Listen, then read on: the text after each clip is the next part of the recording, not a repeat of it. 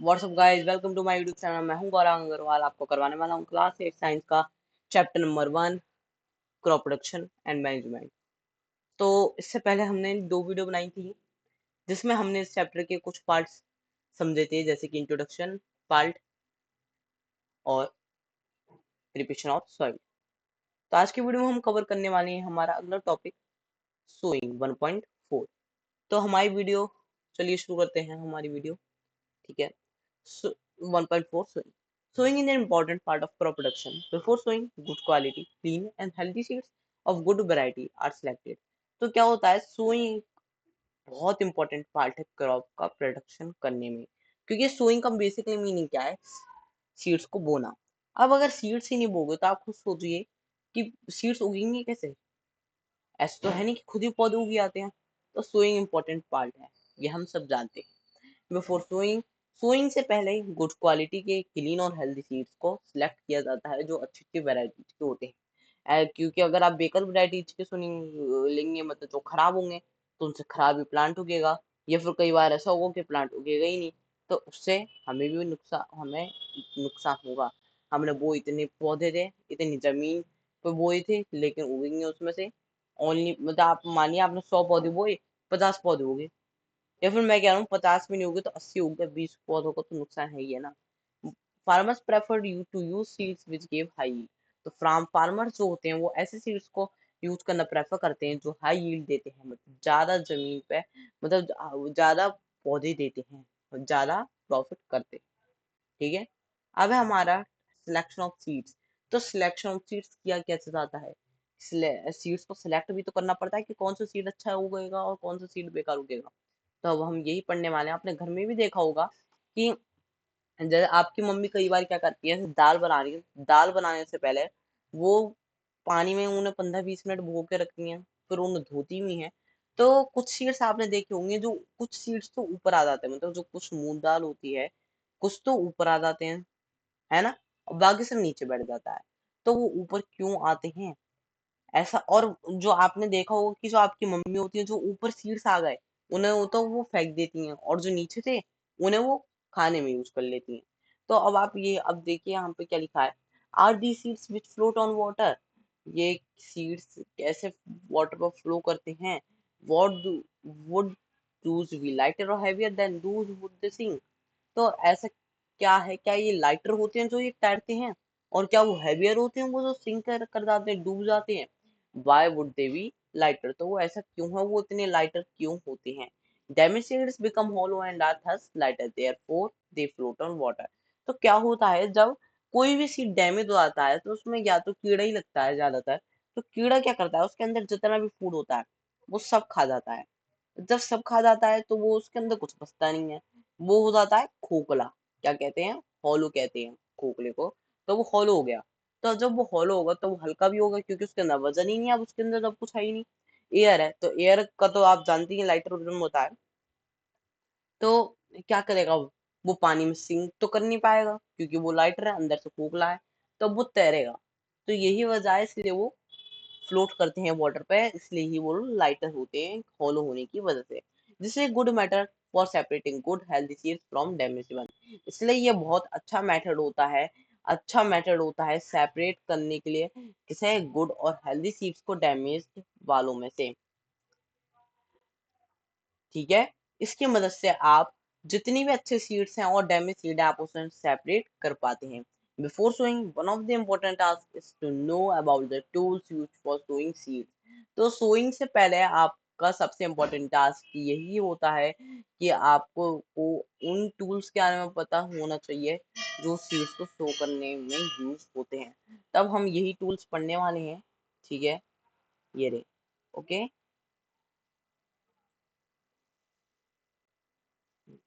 सबसे पहला है हमारा ट्रेडिशनल टूल्स।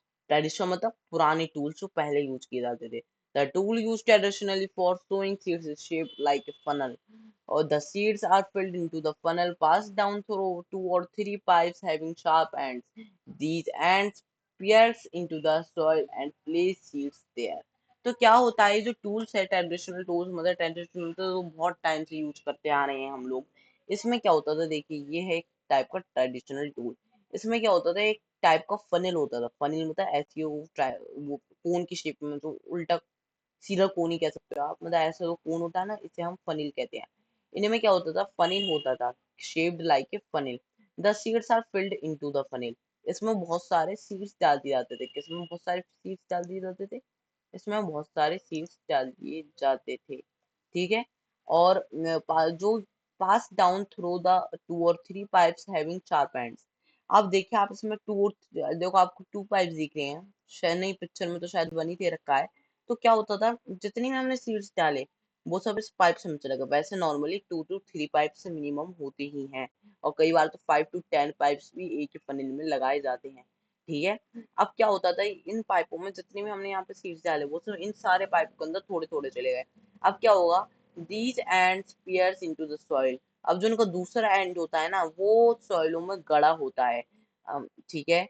तो एंड प्लेस सीड्स देयर, और वहां पे जितनी भी सीड्स पाइप के अंदर से गए वो सब फिर सीड्स इन पाइपों की मदद से वहीं पे जाके अटक गए, और हमने इसे निकाल लिया। तो क्या हुआ, जितने भी सीड्स थे वो तो मिट्टी के अंदर चले गए। ठीक है। और हमारा सोइंग की प्रोसेस हो गई। तो पहले हम यही लोग यही चीजें यूज करते थे, और बाकी ये बुल्लॉक्स से अटैच होता था, ये लकड़ियां वगैरह रख के। और ये जो वो होती है ना, क्या कहते हैं, हाँ बुल्स, ये ना खींच खींच के पूरे उसमें फैला देते थे, और हम ऊपर से थोड़ी थोड़ी सी डालते रहते थे, तो पूरे फार्म में सीड्स उग जाते थे। ठीक है।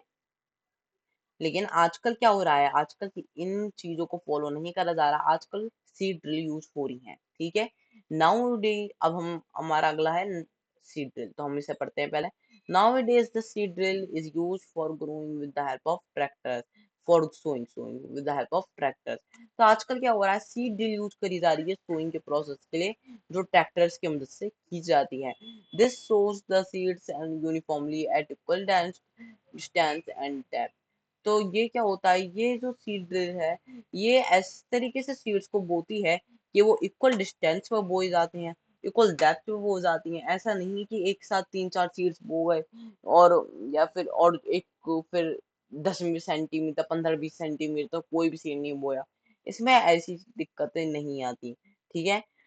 It ensures the seed get covered by soil after sowing। ये इस तरीके से करती इंश्योर करती है, मतलब इस तरीके से कंफर्म करती है कि उसके बाद सीड जो है ऊपर से सॉइल से कवर हो जाता है। ऐसा नहीं होगा कि सीड ऊपर ही ऊपर डल गया, वो मिट्टी के अंदर दबा हुआ जरूर मिलेगा।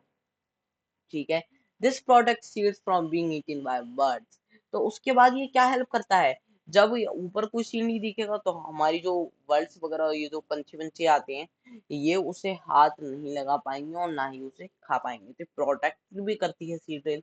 Sowing by using it, seed drill uses sorry saves time and labour. इसलिए सोइंग करना सीड ड्रिल की मदद से टाइम भी सेव करता है और लेबर भी सेव करता है। ना ज्यादा लोगों की नीड, और टाइम भी बच गया, क्योंकि इसमें एक साथ 6 7 8 9 वो होते हैं खांचे सीड्स को सो करने की। ठीक है। अब देखिए यहाँ पे लिखा है, there is a nursery near my home, I found that little plants were kept in a small bags, why are they kept in small bags? देखिए, seeds of few plants such as paddy are first grown in nursery. तो क्या होता है कि कुछ plants होते हैं उन्हें नर्सरी में ग्रो किया जाता है। नर्सरी आपने देखा होगा वो बैग होते हैं, जब आपने देखा होगा आपके घर के पास जो ठेले वगैरह वाले आते हैं ना, जो प्लांट्स को बेच रहे होते हैं, तो वो पतले पतले ब्लैक कलर के बैग्स में उन पौधों को बो के हमें बेचते हैं, ताकि उनका ना ज्यादा स्पेस खर्च होता वो। वरना अगर वो अपने ठेले में एक एक गमला रख लेंगे या फिर बहुत सारी मिट्टी रख लेंगे, तो फिर वो हमें तो फिर वो उनके 5-6 पौधे याद आए वो ही बहुत मुश्किल हो जाएगा। इसलिए उन छोटे छोटे नर्सरी बैग में रख के बेचते हैं। When they grow into seedlings, जब वो सीडलिंग्स में ग्रो हो जाते हैं, मतलब छोटे छोटे पौधे बनने लग जाते हैं, तो उन्हें क्या किया जाता है, उन्हें दे आर ट्रांसप्लांटेड। ट्रांसप्लांटेड मतलब उन्हें कहीं और शिफ्ट कर दिया जाता है टू द फील्ड मैनुअली। उन्हें खुद अपने हाथों से उसमें से निकाल के उन्हें मैनुअली फील्ड में लगा दिया जाता है।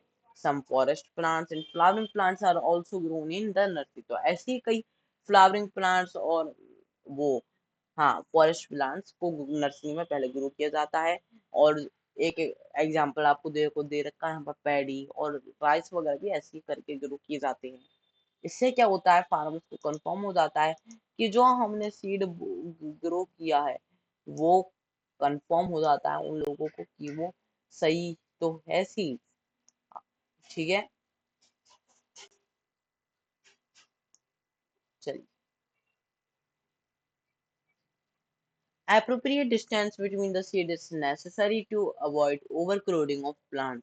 लेकिन appropriate distance, overcrowding मतलब एक साथ एक के ऊपर एक सीड हो जाना या फिर ओवर कंपटीशन हो जाना कि इस सनलाइट के लिए, पानी के लिए, कि ये मेरा इलाका है, ये मेरा इलाका है। अभी आपको बताता हूँ मैं क्या कहना चाह रहा है। तो डिस्टेंस बहुत नेसेसरी होता है सीड्स का over crowding two of plants को बचाने के लिए। ओवर क्राउडिंग मतलब कि जैसे एक ही जगह आपने बहुत सारे सीड उगा दिए और उस जगह दो तीन सीढ़ी पड़े हैं, तो उससे क्या होगा, एक ही जगह तो बहुत सारे प्लांट उग जाएंगे।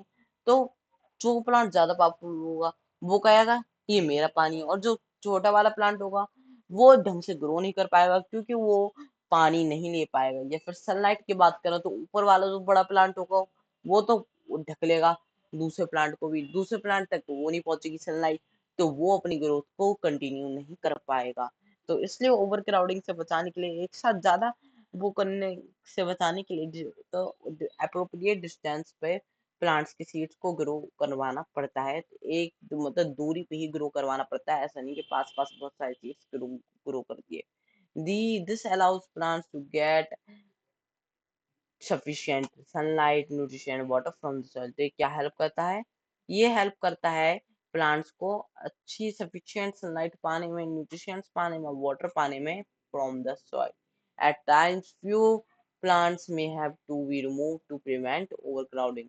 ऐसे ऐसे कुछ टाइमों पर कुछ प्लांट्स को रिमूव भी करना पड़ जाता है ताकि ओवरक्राउडिंग से हम बचा सकें।